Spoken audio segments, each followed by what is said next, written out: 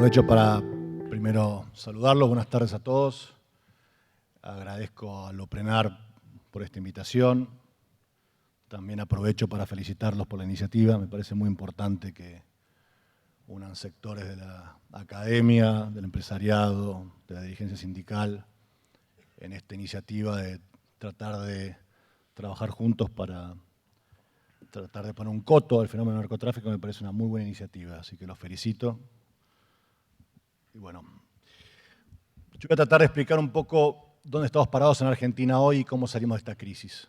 Y me parece importante hacer una breve referencia histórica de cómo ha involucionado el fenómeno del narcotráfico, cómo este país ha pasado de ser un país de tránsito, donde la droga venía fundamentalmente hacia Argentina para ir a mercados de consumo maduro, como ser España, Europa, los Estados Unidos, a transformarse en un país relevante producción, de niveles de consumo elevados, que retiene una parte del tráfico como parte de su negocio, pero que además ha adquirido un mercado de consumo propio y ha impactado eso en las estructuras sociales y estatales en el país.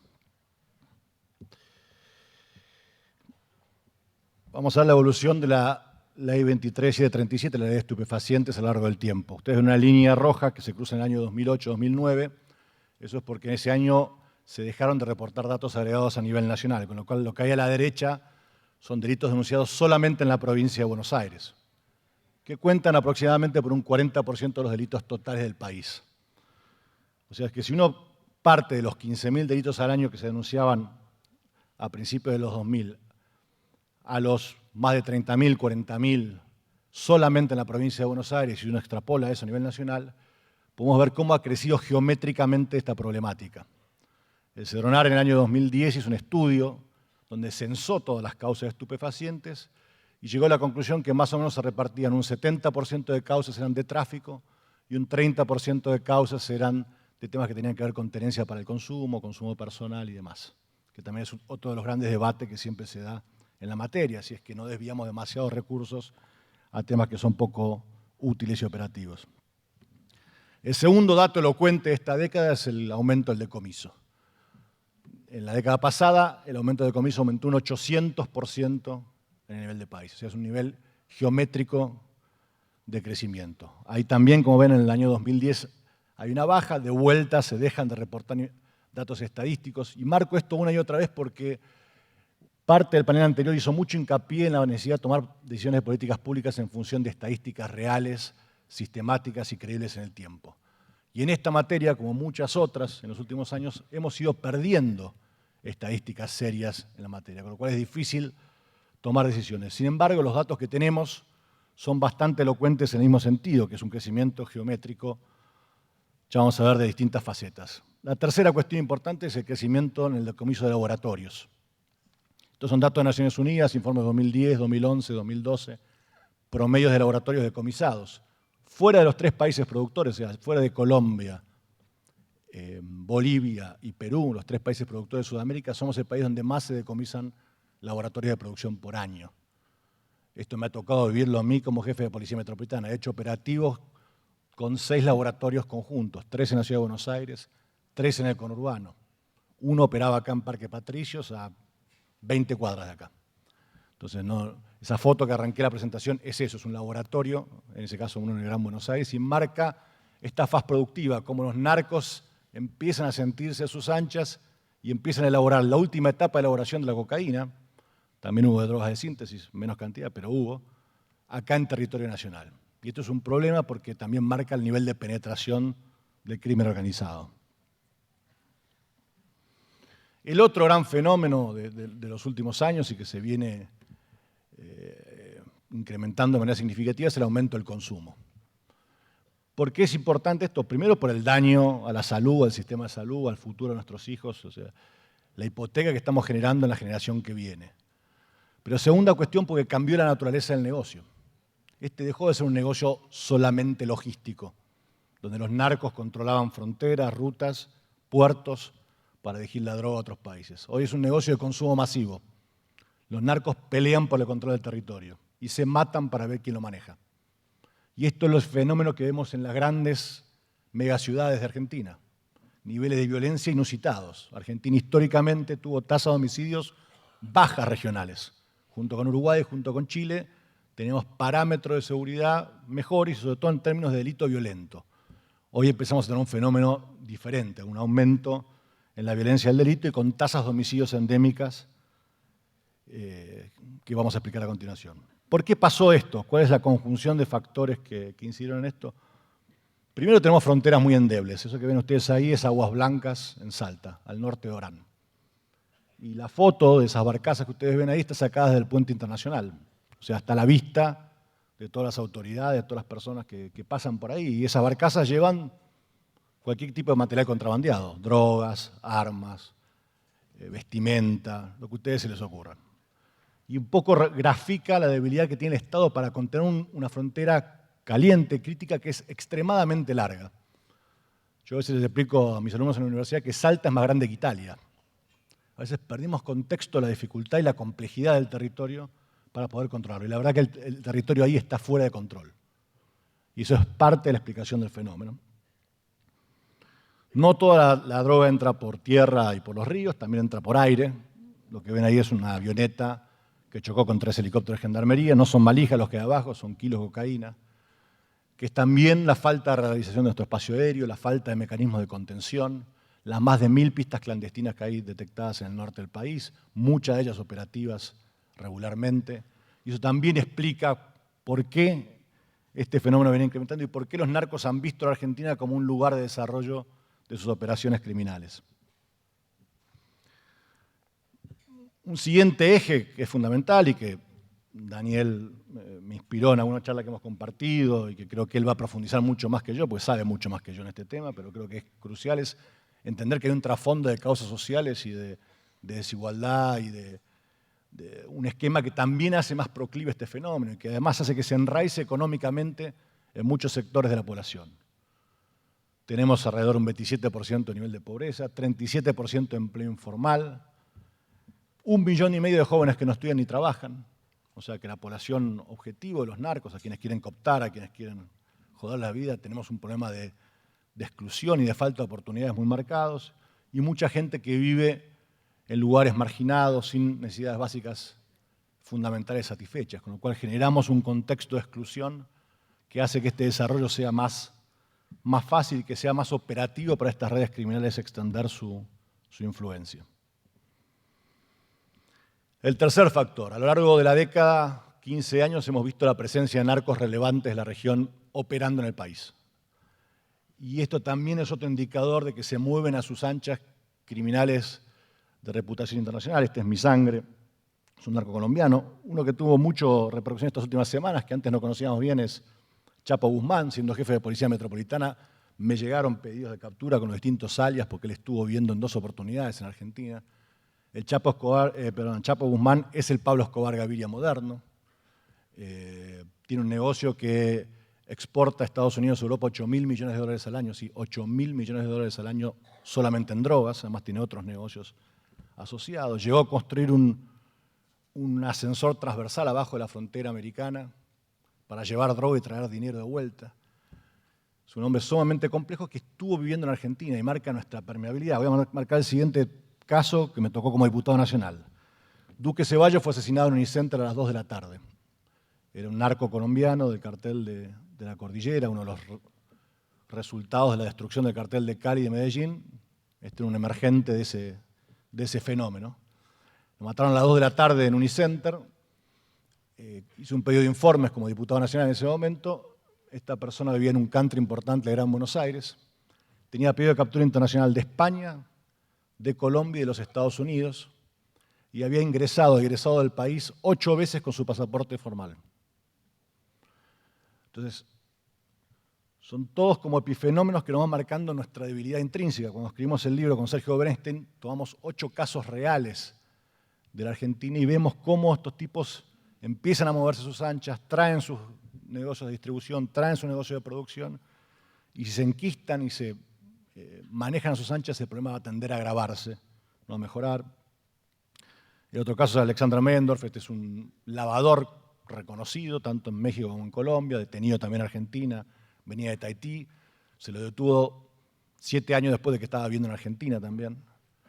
Si estos tipos, estos criminales internacionales, operan a sus anchas, tenemos un problema acá en la Argentina. El quinto factor crucial es, y lo mencionaron muy bien y muy inteligentemente en el panel de la mañana, es que este es un negocio económico. Y quienes manejan estas redes buscan lucrar en este negocio. Y una parte fundamental de ese lucro es el lavado de dinero, es la transformación de dinero negro en dinero blanco. Los estudios internacionales dicen que pierden aproximadamente 1/3 de las ganancias de las redes criminales en este proceso. Si un país facilita ese proceso, si un país tiene permanentes blanqueos, tiene mal marco regulatorio, tiene sistemas informales demasiado grandes, claramente este negocio se va a expandir. A la derecha ven un cuadro que también grafica el problema que tenemos en Argentina, que son nuestros organismos de control, que es la importación de efedrina y pseudoefedrina en Argentina. La efedrina se utiliza para producir descongestivos. Acá hay gente en la industria de la salud y demás, y lo sabe. Pero también se produce para generar éxtasis y otros tipos de drogas de síntesis. En el año 2003-2004, México prohíbe la importación de efedrina y pseudoefedrina, con lo cual los narcos mexicanos empezaron a triangular la sustancia a través de Argentina y Brasil. Y Argentina pasó en 2 años de importar 200 kilos de efedrina a 20 toneladas. Eso es como un elefante en un bazar. Se llegaron a dar permisos de importación de 1,5 toneladas, a pesar de que toda la industria farmacéutica usaba 200 kilos. Y eso grafica otro problema que tenemos, que aquellos organismos, Cedronar, ANMAT, o sea, los organismos especializados, aduana, que tienen que controlar este fenómeno, porque es un fenómeno muy complejo y demás, no lo hacen. Y por eso tenemos estos desvaríos. El fenómeno creció hasta que se produjo el triple crimen de General Rodríguez. Ahí en ese momento la ministra de Salud, Ocaña, puso un corte en esta importación y como vemos bajó radicalmente la importación de efedrina, con lo cual también demuestra que cuando el Estado quiere puede controlar. Y por último, la falta de cooperación internacional. El narcotráfico es un fenómeno internacional complejo, requiere inteligencia, requiere de compartir información. Como bien dijeron en el panel de la mañana, mucho más que una guerra, que además es una política equivocada, aquí hace falta trabajar sobre la red criminal e impactarla en su negocio para ser exitoso. Si uno no comparte información, si uno no hace inteligencia, si uno no desarticula las bandas, se queda siempre con el último eslabón de la cadena, con el epifenómeno, que además es el más cambiable, más fácil. Yo cambio al dealer y pongo otro, a la organización no le pasa nada. Entonces la cooperación internacional, los planes serios y sostenidos en el tiempo son fundamentales. ¿Cuál ha sido la consecuencia de este avance? Y bastante marcada. Tasas de homicidio endémicas que nunca tuvimos en el país. Hoy Rosario es más peligrosa que Bogotá, más peligrosa que San Pablo, más peligrosa que el Distrito Federal de México. La ciudad de Santa Fe pasa otro tanto, está casi en 27 homicidios cada 100.000 habitantes. Comodoro Rivadavia, muchos lugares del conurbano. Si bien Santa Fe tiene un fenómeno concentrado y demás, no solamente circunscribe Santa Fe. Aquí vemos las tasas de homicidios en la ciudad de Buenos Aires y en el conurbano. Todas elevadas, muchas por arriba de los 10 homicidios cada 100.000 habitantes, que son tasas endémicas. La propia ciudad de Buenos Aires ha duplicado su tasa de homicidios en los últimos 15 años. Esto marca la violencia en el delito. Esto que marcaba yo antes, este fenómeno de narcos que pelean para controlar el territorio y se matan entre ellos. Además del fenómeno que algunas drogas duras genera sobre el cerebro, acá hay muchos médicos, sobre el cerebro de quienes consumen, que justamente rompen los límites inhibitorios, que hacen que por ahí un chico te mate por un par de zapatillas, por un celular. Pues no comprende medios y afines su accionar. El último fenómeno creciente de este crecimiento significativo es un proceso que algunos sociólogos y antropólogos llaman faberización, pero más que nada tiene que ver con la territorialización del negocio, con que los narcos empiezan a controlar enclaves físicos de las grandes ciudades y determinan quién entra y quién sale de ese lugar, establecen sus organismos de criminalidad ahí. Generalmente lugares que el Estado ha abandonado, no solamente en materia de seguridad, en materia de acción social, de educación, de salud, de infraestructura básica, de cuidado del espacio público. En Brasil los narcos llegaron a cobrar los impuestos. Los impuestos del Estado, la luz cobraban, digamos. Otorgaban crédito, disponían quién entraba y quién salía de esos lugares. Y parte del éxito de la política de Lula y de varios gobernadores ha sido recuperar la presencia del Estado en el territorio. No dejar que los narcos sean quienes manejan el día a día y la vida de las personas que habitan ahí. Ahora bien, ¿cómo salimos? ¿Cómo a este fenómeno complejo? Que yo no creo que sea novedoso en Argentina. Lo que sí es, y estamos viviendo, es el crecimiento geométrico y la complejidad del avance de los últimos años.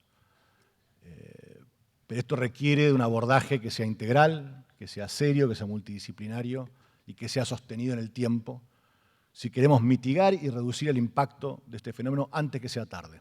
Hoy el representante de México decía, te cambio mi país por el tuyo, yo no quiero llegar a México. La verdad es que como jefe de la policía me tocó ir a México, ir a la frontera caliente, mexicana-americana, y no quiero eso para mi país. No quiero Iguala, no quiero situaciones de homicidios y de violencia que la verdad que son inauditos. Y me parece que estamos a tiempo en Argentina de revertir esta crisis y tomar medidas serias al respecto. Primera gran pata de una política seria, hay que reformular nuestro sistema de seguridad interior. Nuestro sistema de seguridad interior está en crisis. Producto de las crisis permanentes de las policías provinciales, hemos venido trayendo gendarmes, prefectos a las grandes ciudades, desviando la atención de la Policía Federal ya desde hace tiempo a problemáticas locales y hemos descuidado nuestra frontera crítica. En un fenómeno de sábana corta hemos ido sacando fuerzas de la frontera y poniéndolas en la trinchera, sin solucionar ninguno de los dos problemas, porque el problema en las ciudades empeoró y la frontera está más expuesta que nunca. Lo cual también nos lleva, como desafío de gobierno nacional, es a trabajar junto con las provincias para mejorar sus policías provinciales y locales. Si no, nunca vamos a terminar de resolver el problema de fondo. Si la gente cree que la única solución de los problemas de seguridad de las ciudades es traer gendarmes permanentemente como parche o prefectos, claramente el problema de fondo no lo vamos a resolver. La tercera cuestión clave es la inteligencia criminal. Este es un fenómeno que se trabaja y se disminuye en el tiempo con inteligencia criminal, entendiendo la dinámica y la operatoria de estas organizaciones y actuando sobre el negocio que ellas operan. No es una guerra contra el narco, digamos, no es un enfrentamiento porque del otro lado no tenés tipos visibles, ni más, tenés organizaciones criminales complejas que utilizan organizaciones criminales violentas para actuar, con lo cual uno tiene que entender esa dinámica y actuar sobre quienes manejan el negocio y sobre sus estructuras de corrupción que establecen. El cuarto lugar es crear una agencia federal contra el crimen organizado. Y digo crimen organizado y no narcotráfico porque quienes analizamos este fenómeno vemos que la misma estructura criminal que se usa para traficar drogas se utiliza para traficar personas, para traficar armas, para hacer piratería del asfalto, para hacer secuestros. O sea, una vez que estas organizaciones criminales se establecen territorialmente y operan a sus anchas, utilizan la actividad criminal para hacer todo un grupo de actividades criminales y llevarlo adelante. Con lo cual el enfoque tiene que ser amplio, múltiple, para poder con inteligencia ir detectando la raíz de estas organizaciones y atacarla en su núcleo central. En la medida que tenemos fuerzas federales, que fueron las que originalmente han sido creadas para esto, todo el tiempo focalizadas en cumplir funciones de policía local, y basta con ir a cualquier gran avenida o autopista de conurbano o de la Ciudad de Buenos Aires para ver prefectos haciendo controles vehiculares o gendarmes haciendo controles vehiculares. No es para eso que los formamos y le damos la capacitación, ni debe ser la prioridad de nuestra fuerza de seguridad. La segunda cuestión es reforzar el marco legal. En esto también quiero hacer un hincapié. Yo no soy de los que cree que hay que cambiar las leyes permanentemente, ni aumentar el quantum de las penas. Creo que eso claramente da poco resultado. Lo que sí está claro es que en materia de crimen organizado tenemos vacíos legales marcados y tenemos problemáticas que no están correctamente enmarcadas. En lo que hace al lavado de dinero, a lo que es incautación de bienes. Colombia, España, muchos países han sido exitosos en la medida que pudieron actuar sobre los bienes decomisados de los narcos. Le afectaron su economía real. Trabajar sobre el espacio aéreo, sobre qué vamos a hacer con esa enorme cantidad de droga que entra a través de la frontera y cómo vamos a actuar ante esos decenas de vuelos ilegales que entran por día. Y por último, un tema que también es vital y que como dirigentes políticos nos tenemos que hacer cargo, que es el tema de la financiación política. El dinero ilegal del narcotráfico empieza a penetrar las campañas políticas, financia actividad política. hay juicios, hay casos que han demostrado esto, y me parece que tiene que ser un llamado de alerta para no avanzar como ha pasado en otros países, donde han puesto intendentes, gobernadores, jueces, y aquellos que se oponían a este fenómeno de corrupción los ha matado, como pasó en Colombia. Lo mencioné al pasado, pero en Colombia mataron a un presidente casi electo, a Néstor Galán, mataron miembros de la Corte Suprema, bajaron un avión donde iba el fiscal general de Colombia. Como no queremos llegar a eso, atendamos este primer foco de problema, que es que el narco también, además de penetrar las policías, la justicia y demás, también está penetrando en la política local. Recuperar la presencia efectiva del Estado en todo el territorio. Como dije antes, cuando el Estado se retira del territorio, alguien ocupa ese espacio. Y aquí es vital un enfoque integral, además de esa recuperación. No es un trabajo solo de seguridad o meramente de seguridad. Esto requiere un enfoque multidisciplinario, un enfoque con una fuerte carga social y de presencia real del Estado. Cuando el Estado abandona el territorio, deja a la gente en manos del crimen, no le da servicios básicos y más, alguna de esa gente va a ser cooptada por esta actividad criminal, les va a condicionar su vida, les va a hipotecar, les va a amenazar a sus hijos. La verdad que de los testimonios, nos tocó hacer el libro junto con Sergio Agreste, que se llama Poder Narco, de los testimonios más desgarradores de este fenómeno era cuando hablábamos con las madres del Paco, con aquellos que eran víctimas y vivían en sus propias vidas diarias lo que era la destrucción familiar del avance narco, de la amenaza de los narcos, de tener un hijo, una persona querida, cooptada por este fenómeno. Por último, el fortalecimiento institucional de algunas organizaciones claves. Primero tenemos que dilucidar qué hacemos con el Cedronar. Nosotros somos partícipes de dividir y trabajar la parte de salud, todo lo que es prevención y recuperación de los adictos en el área de salud y desarrollo social, ponerle foco a esa temática y dejar de tratar a los consumidores como delincuentes, sino tener un abordaje desde la salud, creemos que es el correcto, y tratar de evitar este crecimiento exponencial del consumo que hemos visto en los últimos años. Y sí tener un Cedronar técnico y especializado en todas las cuestiones que tienen que ver no solamente con el tráfico, sino también que nos pueda dar estadísticas serias de qué está pasando. Qué cantidad de droga es la que realmente entra, cómo entra al país, qué calidad de droga consumen nuestros jóvenes, cuáles son los precios de mercado.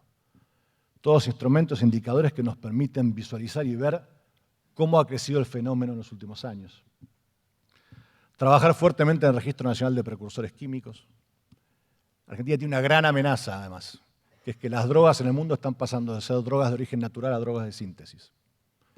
Y Argentina, junto con Brasil, son los dos grandes países con industrias farmacéuticas y químicas relevantes. Con lo cual la amenaza que nos pase lo que pasó en Europa del Este, donde se han establecido casi todas las grandes fábricas de drogas de síntesis, es muy grande. Ya lo vivimos en ese año 2008 crítico. Cuando se produce el triple crimen de General Rodríguez, cuando se produce toda esa avanzada narco ese año, el ingeniero Maschwitz estalla un laboratorio de drogas de síntesis. Quienes lo estaban operando eran mexicanos. Y no es que fue la policía y lo encontró, estalló literalmente, se produjo un hongo químico, fueron a ver qué pasaba y se encontraron con un laboratorio de pastillas sintéticas. Esa es la gran amenaza que tenemos en Argentina. Si no trabajamos seriamente en qué hacemos con los precursores, dónde van a parar, encontramos esos químicos, la posibilidad de que este negocio crezca aún más es muy grande. Por último, el observatorio. Yo saludo y felicito la iniciativa del OPRENAR. Creo que tener información crítica, buenos diagnósticos, involucrar a la academia, al empresariado, a los sindicatos es vital. Pero también creo que esto tiene que ser un llamamiento al Estado para que el Estado construya estadísticas serias en esta materia como la criminalidad en el tiempo. Si uno no tiene claras estadísticas, es muy difícil tomar decisiones correctas, poner prioridades, establecer políticas públicas y ver si en el tiempo generan resultados. Y esto se ha destruido en los últimos años.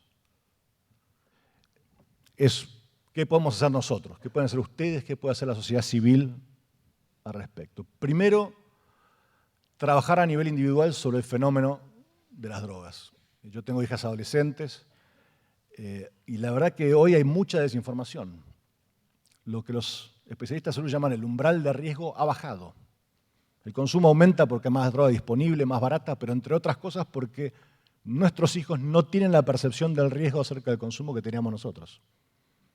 Ellos creen que tomar cocaína no pasa nada, que la marihuana hace menos daño que el cigarrillo. Todo un montón de cuentos que después la salud te dice que no es tan así. Y no tanto con el dedo, porque también nuestra generación se educó mucho más de una forma más desde la autoridad. Creo que lo que uno tiene que hacer es dialogar, hablar con los chicos, ayudarlos, sacarles los miedos, abrirles los ojos. Me parece que hay una primera responsabilidad que tenemos como hermanos, como padres, como abuelos, de pensar que este problema está muy cerca de nuestras familias todos los días y hablar con los senes, con el prójimo, con aquel que tenemos cerca. A nivel organizacional, aquí hay muchas empresas, universidades, trabajar el tema con su gente, con sus empleados, con sus alumnos. Yo soy consultor de algunos sindicatos y la prevalencia de consumo en algunos sindicatos críticos es enorme. Por ejemplo, un sindicato que trabaja con material, digamos, con grúas y material inflamable, con material que puede hacer también desastres químicos, hace exámenes de consumo todos los lunes después del fin de semana. Están en el orden del 30 al 40% a nivel de consumo de estupefacientes, alcohol o los dos. Es altísimo eso.